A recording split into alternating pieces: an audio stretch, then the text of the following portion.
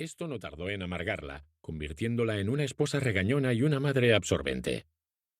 Galileo se acostumbró a ser el centro de su atención, beneficiándose de la autoestima resultante, pero tras su carácter exuberante, acechaban siempre las incertidumbres nacidas de su tormentosa vida familiar. Cuando Galileo contaba 10 años, la familia se trasladó a Florencia, donde su padre se convirtió en músico de la corte y conocido polemista.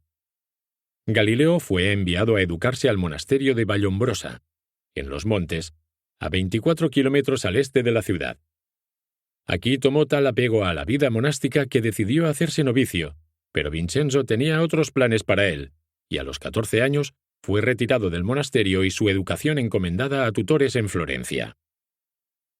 En 1581, a los 17 años, Galileo volvió a su ciudad natal para estudiar medicina en la Universidad de Pisa.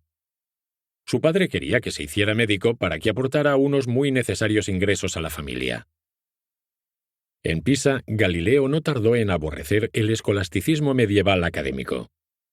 Fuera de la universidad, había comenzado una nueva era. El Renacimiento había transformado el arte y la arquitectura, y se respiraba un aire nuevo de optimismo. El comercio y la banca revitalizaban Europa. Lutero y Calvino habían roto el monopolio de la Iglesia.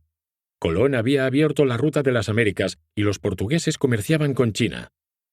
Pero la educación seguía apegada a la tradición, sin reformar.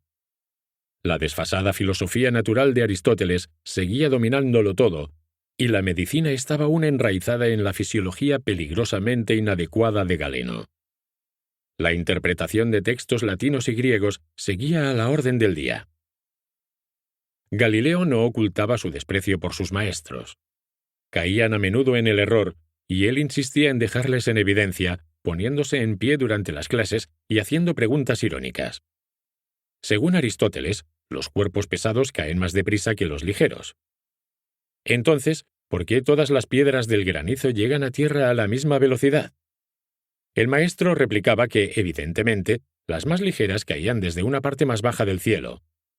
Galileo recibía tales explicaciones con el desprecio que merecían, y su arrogancia era contemplada con desprecio igualmente merecido por parte de las autoridades docentes. Lo que a Galileo le sobraba de perspicacia intelectual, le faltaba de perspicacia para lo social. Incluso era condescendiente con sus compañeros. Galileo era demasiado listo, demasiado para su propio bien, y a falta de retos para el intelecto, buscó estímulo en las tabernas y los burdeles.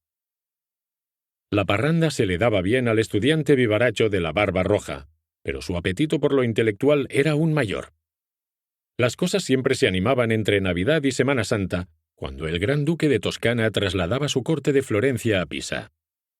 Por unos meses este remanso provinciano se convertía en el centro de la vida social, lleno de toda clase de diversiones cosmopolitas. Galileo logró colarse en una conferencia privada del matemático de la corte, Ostilio Ricci, y quedó enseguida entusiasmado. Siempre le había atraído el cálculo abstracto, pero la universidad consideraba prácticamente irrelevantes las matemáticas. Tras el fallecimiento del profesor de matemáticas de Pisa, su cátedra permaneció vacía los años que Galileo estuvo allí. Galileo adquirió la costumbre de colarse en las conferencias de Ricci, destinadas a los jóvenes de la corte. El intruso se armó de valor y se dirigió al maestro, haciéndole preguntas al acabar las conferencias. Ricci percibió enseguida su talento excepcional y le animó. Galileo había encontrado por fin un maestro al que podía admirar. Ricci no era un matemático cortesano cualquiera. Era también un ingeniero militar excepcional.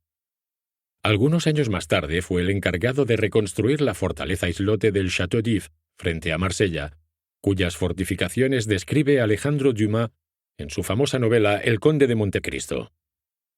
Ricci era la prueba de que se podía ganar dinero con las matemáticas si se destinaban a fines prácticos.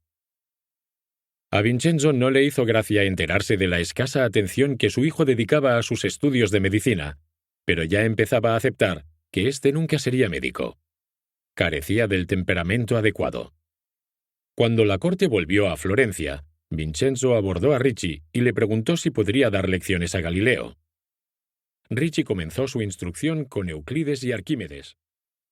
La claridad y el rigor de las argumentaciones de Euclides fueron una revelación.